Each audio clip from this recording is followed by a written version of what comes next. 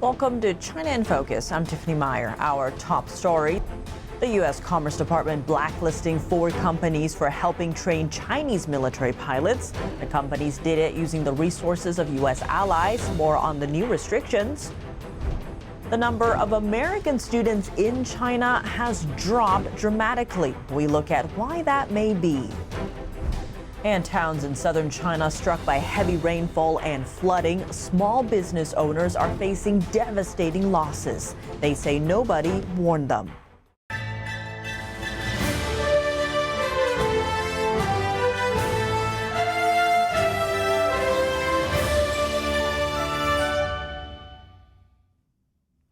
Welcome to China in Focus. I'm Tiffany Meyer. Before we turn to today's top story, we'd like to share an announcement.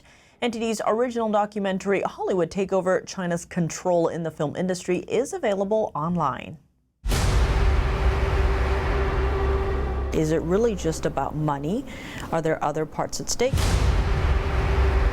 Chinese influence was playing into what we see in U.S. films.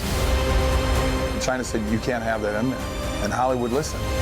This is insane. And we all know that their goal is global domination. People have been brainwashed without knowing it.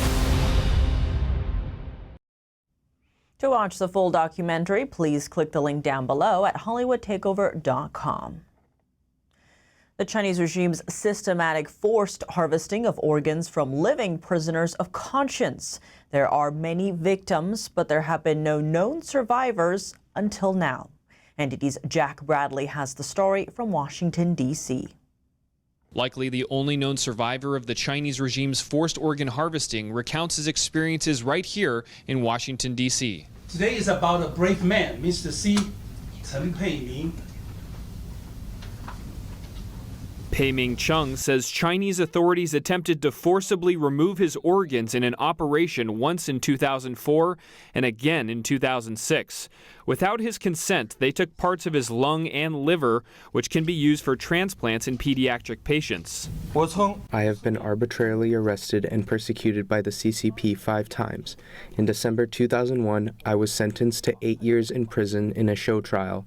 Afterwards, I have endured more tortures, including my organs being forcefully removed. Chung is an adherent of the spiritual practice Falun Gong, also known as Falun Dafa. But because of the practice's popularity, the Chinese regime launched a brutal persecution against it in 1999, which continues to this day. Falun Gong practitioners have been imprisoned, tortured, and killed. In March 2020, London's China Tribunal found that, quote, forced organ harvesting has been committed for years throughout China on a significant scale, and that Falun Gong practitioners have been one and probably the main source of organ supply. Next, the Biden administration is blacklisting another 4 companies for helping the Chinese military. The U.S. Commerce Department on Tuesday added 2 China-based and 2 UK-based companies to its trade restriction list. That means without first obtaining a license, American companies cannot sell anything to these blacklisted companies. It also means the U.S. government will more strictly scrutinize any business dealings with these companies. The Commerce Department said the 4 companies have links to South Africa's Test Flying Academy. That's where some Chinese pilots get trained by Western pilots. It added that the goal of the new trade restrictions is to prevent American know-how from training Chinese military pilots. On top of that, the department also added another 8 Chinese companies to its unverified list. That means the U.S. is not convinced these companies can be trusted with U.S. technology and other goods. The number of American students studying in China has dropped dramatically. Before the pandemic, there was an estimated 11,000. Now numbers like 800 are being used. Before COVID hit, China was the most popular study abroad destination for U.S. students outside of Europe. But after China lifted its pandemic restrictions, students were slow to return. Relations between China and the U.S. have also soured since then. The State Department even urging Americans to reconsider travel to China because they could be blocked from leaving the country. Last year, one advocacy organization put the number of U.S. citizens in wrongful detention in China at over 200. Chinese leader Xi Jinping says the country is ready to invite 50,000 young Americans to visit over the next 5 years. The remark came after his meeting with President Biden in California last November. This past January, Beijing gave 24 Iowa high school students an all-expense-paid trip to China. But tensions are still high between the two countries. Over the weekend, the U.S. deported 116 Chinese nationals. And in June, 4 American college instructors were stabbed in a park in northeast China. Small business owners in one southern Chinese county are facing devastating losses after their towns were struck by heavy rainfall and flooding. They say nobody warned them. This shop owner in southern China's Hunan province is busy cleaning up debris on Wednesday after heavy rainfall and flooding devastated her stationery store.